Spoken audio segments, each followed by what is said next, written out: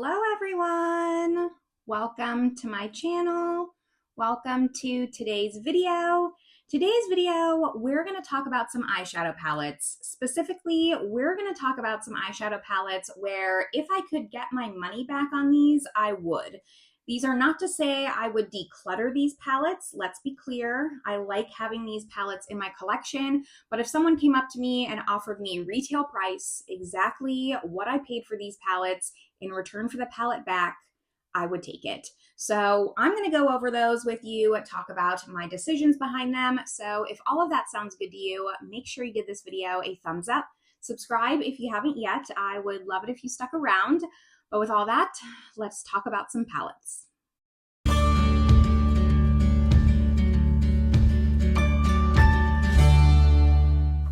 All right, so I'm pretty sure this video's been done a lot before on a bunch of different channels, but I did see it on It's Just Steph's channel, so I will link her channel down below in the description box to just give credit where I got some inspiration from. But when I watched her video, I was like, okay, I can see where there's like this middle line, and I don't want to get rid of the palette because I've recently done an eyeshadow palette declutter. I will link it up above. These passed my declutters, but for some reason, like they're like teetering on the edge where I like them enough to keep them, but also I would rather just have the cold hard cash at this point. So there's a lot to go over. My goal was to pick out 10 palettes and I ended up with 12 somehow. I think I was struggling and then I kind of just pulled an extra few and ended up with 12. So I'm going to roll with it. The first ones that I kind of just want to talk about are the ones mainly that I think are just too expensive for what they are. So I have 3 palettes like that, these 3 here, and I think that's a good grouping. The rest of these is more different reasons. The first one, I think it comes as no surprise, is the Patrick Todd Duos. Does this count as a palette? I don't know. I'm counting it because it's more than one, so it's not technically a single. I actually have 2 of these. I just pulled the one that I have, which is Do You Know Who I Am? And then I believe I have Still in the Club, which is like a taupey. These are $40 a piece. It's just not worth it. I've spoken about this many times on my channel about how disappointed I am that I fell for the hype and purchased these. I don't really plan on purchasing from Patrick Todd in the future, but aside from that, like I just don't think these are $20 special shades enough, like $20 each, to be worth it. And I would rather have the $40 back, the $42 back, whatever it is, the $80 that I spent on 4 different shades. Like I could buy a Bella Beauté bar palette with that. With just the price of one, I could buy a decent eyeshadow palette with that. And I don't understand what I was thinking, but I can't declutter them. This next one, also same thing. These Lisa Eldridge eyeshadow palettes, I did an entire video when she first came out with these, when she launched them. I think she came out with 6 different colorways, 5 or 6, and I did a video on all of them. It was quite some time ago, and she's since come out with some other ones. I just don't think this is luxury formula. I think that it's a very difficult formula to work with. There's some of them that I like. I really enjoy the Fawn color story. I enjoy the Sorcery color story. I just don't think like this little 6 palette is worth $65 in my opinion. If it was more of even like 50, I could see that. Like I think maybe the price would match the quality, but no, I don't think these are worth the $65, and that's why, like, you know, I do like having them. I think I decluttered one of the palettes that I had out of all of the palettes, and I kept the rest. So like I do like this little curated color story. It's also very difficult for me to declutter palettes where you can pop the shades out and maybe rearrange them, even though I should know by now I'm probably never ever going to do that. I tell myself that my fantasy self will eventually curate some cute color stories to use my eyeshadows more. But that's a problem I plan on tackling another day. Otherwise though, yeah, formula, just not worth the money. $50, $40, really, like 50 is being generous. The last one, no surprise, like the most luxury of luxury eyeshadow palettes, Tom Ford.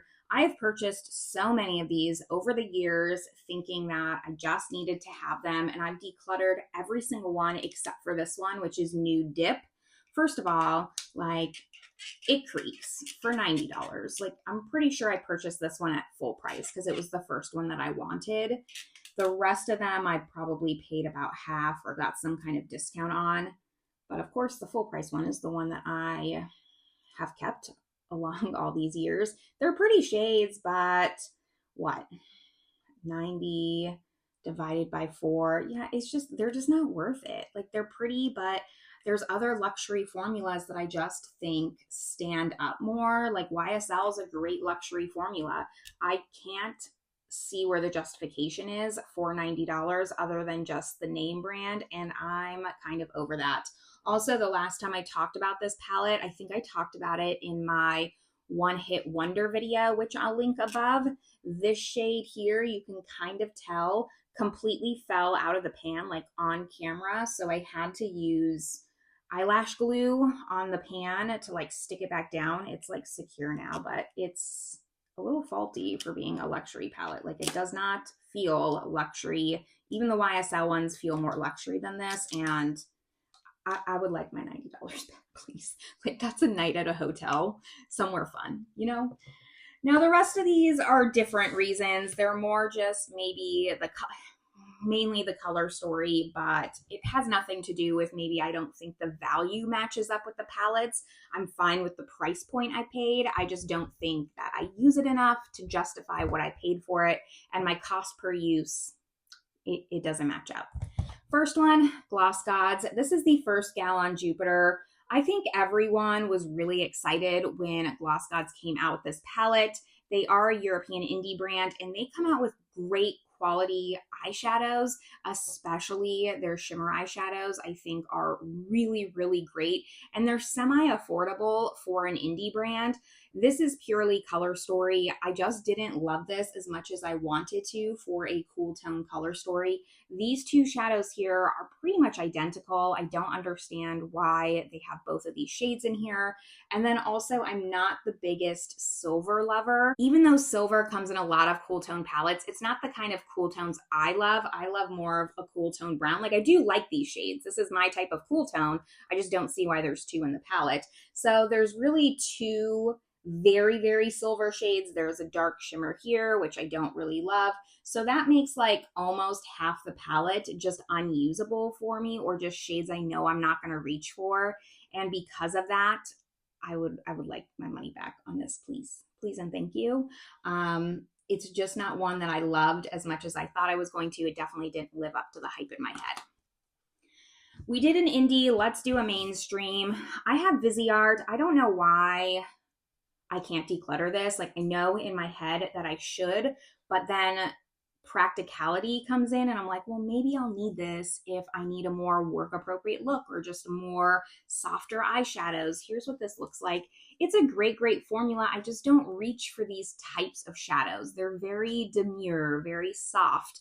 And while I do love a neutral, soft eye sometimes, I still kind of like a punchy shimmer.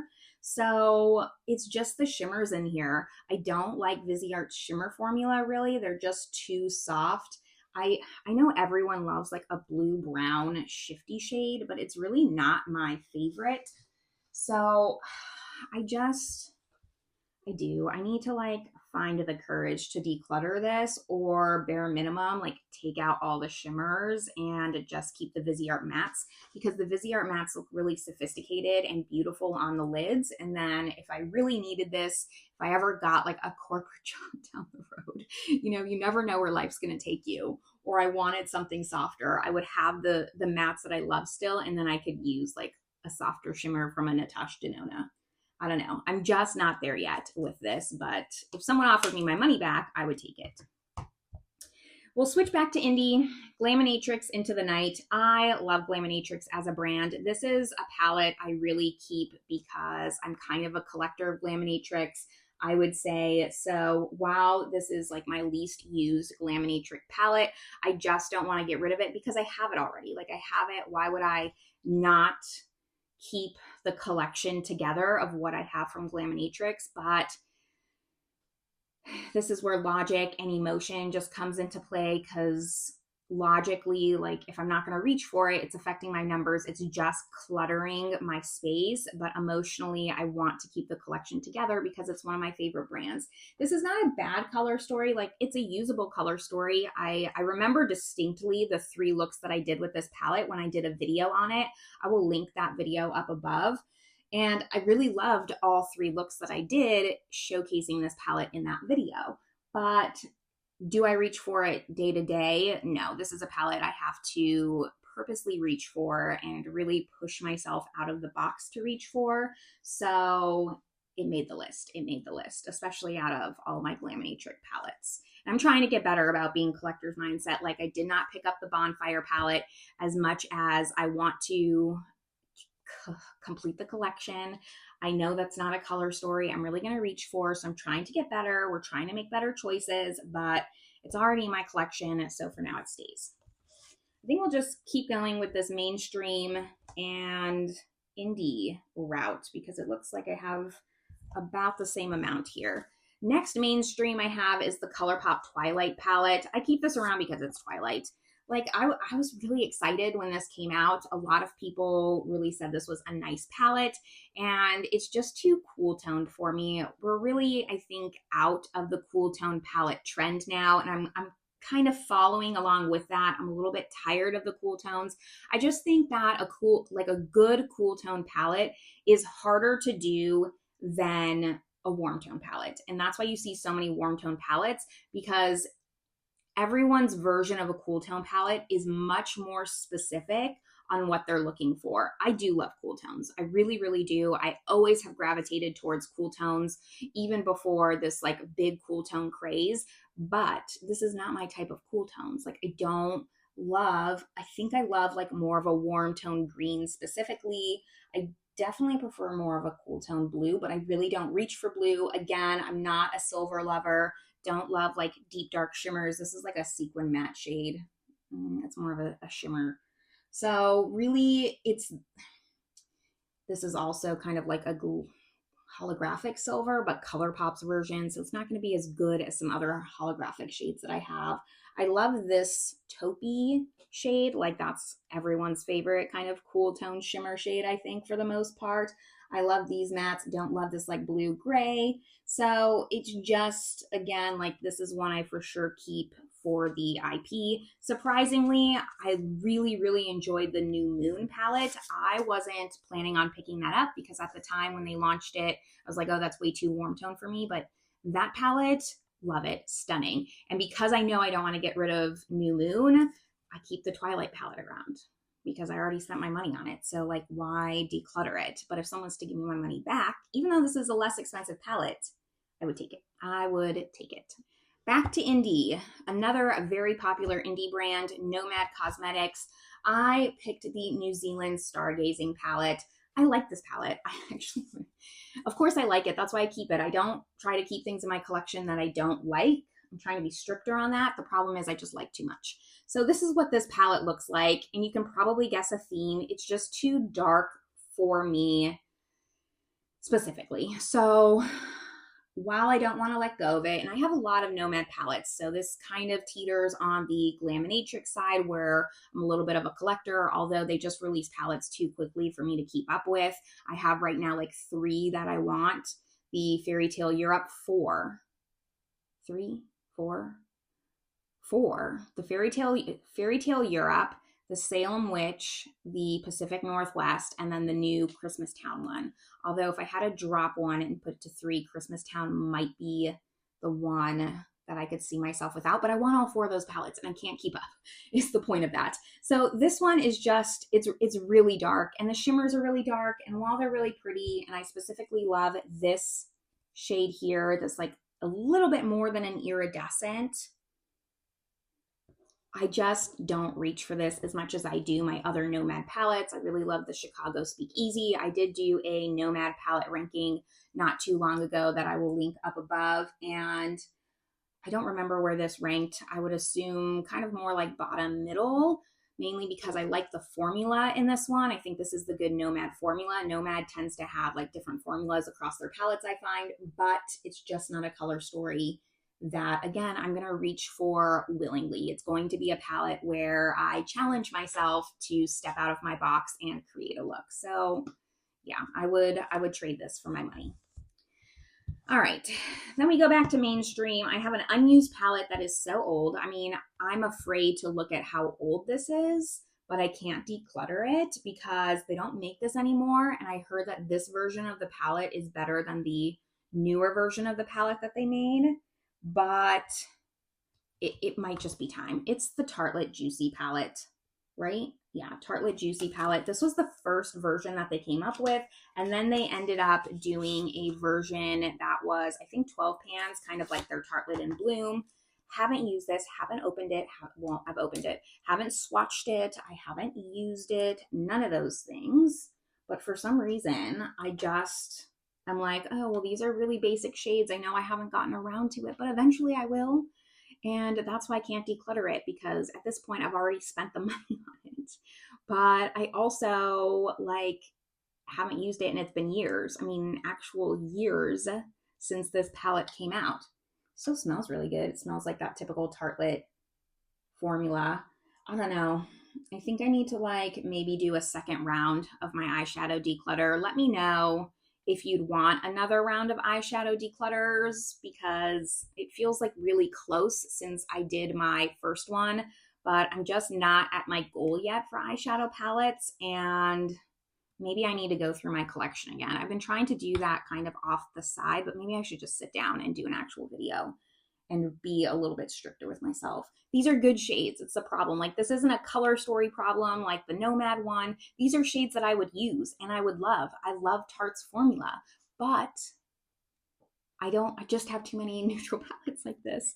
So it becomes a problem. It becomes a problem. I don't want to keep saying the same thing over and over again, but yes, I would take my money back for this in a heartbeat. Problem is, I've already spent my money on it and I wouldn't get it back. So either way, it's just kind of sitting, rotting away. I should really maybe give it to someone who could love on it a little bit more and just consider it a gift. Next indie palette we have is the Adept Cosmetics Heather Austin palette. Now, I purchased this because I've heard so many good things about the Heather Austin palette, but again, this is one that I haven't used. I don't know why. It's just not a color story that I was ever really initially drawn to. I 1000% purchased this because I just heard so many good things about the palette, and I believe I was making a Black Friday sale last year and purchased some Adept palettes, and I was like, well, I might as well add this one to cart.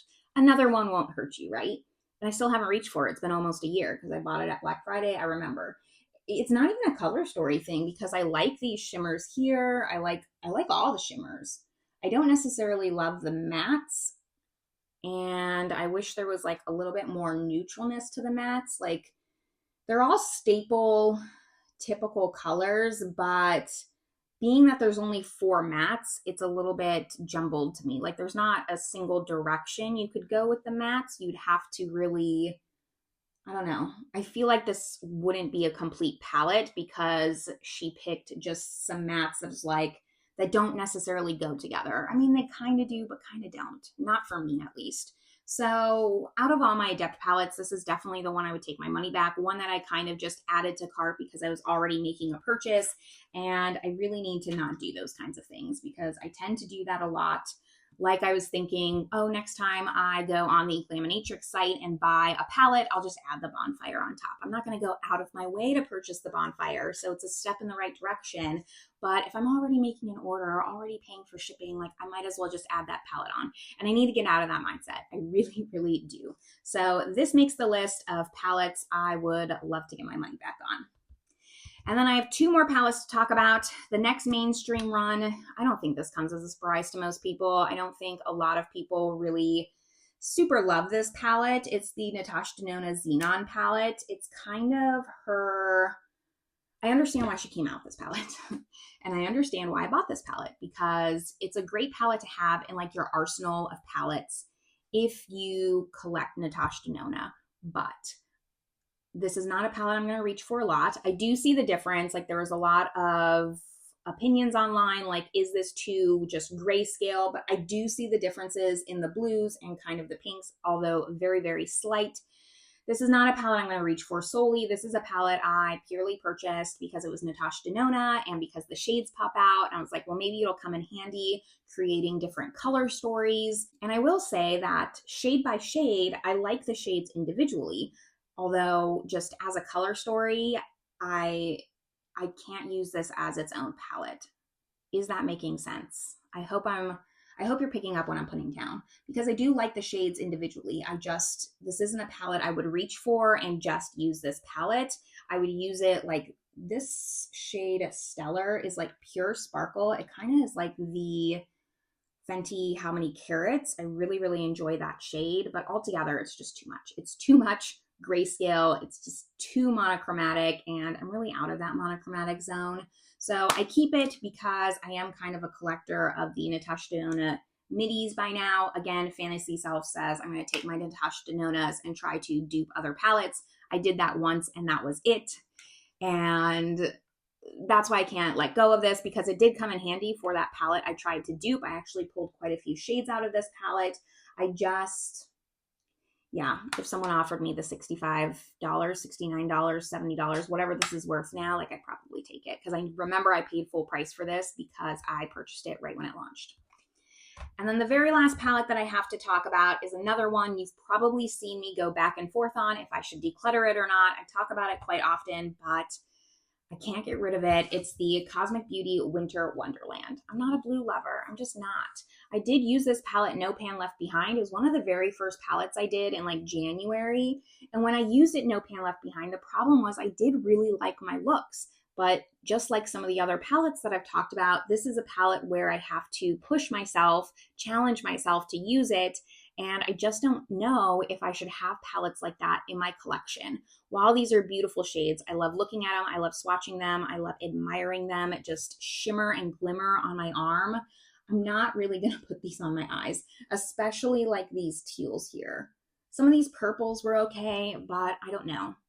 I know in my heart of hearts I need to declutter this palette. I just can't, because this is also a brand where I love their palettes and I love having all of them. So will it come in handy if I want to compare different palettes to Cosmic Beauty in the future? I don't know. I have most of their palettes now except for the Cool Trolls. I don't have that one. And then their new Starlight one, but I plan on picking that one up once it's available individually. I didn't pick up the 'Tis the Seasons. That was a limited edition holiday palette. So there's some that I don't have, but I do have quite a few Cosmic Beauty palettes, and I like knowing I don't want to get rid of it and then not have a complete set if I want to compare it later down the road. So that's where this comes into play. And yeah, I just need to decide what kind of collection I want to have. Do I want to have a comparison kind of collection where it is just large and I can put palettes up against each other? Or do I want to have a collection that I'm actually going to reach for and know I'm going to reach for and kind of get rid of the fluff? Because this is fluff at the end of the day. And I would like my money back, but I also already spent my money. So I'm not going to just get rid of this palette and throw my money away, because it's still a good palette. If you love blues, this is a great palette. So I don't want to say it's bad, not bad formula, just for me and my lifestyle, not a practical palette. But those are all the 12 palettes that, if I could, I would get my money back on. Let me know your thoughts down below. Do you agree with some of my choices? Are some of these palettes your ultimate favorite palettes and you would pay double the price for them? Like you would never let them go, that people would have to like pry it out of your cold dead hands? Are any of these palettes like that, or do you kind of agree with me? Can you see where I'm coming from? If you watch my videos and you kind of know my eyeshadow likes and dislikes, then these probably came as no surprise to you. But this is where I'm going to leave you all for now. I hope you're having a great day, and I will see you in my next video. Bye, everyone.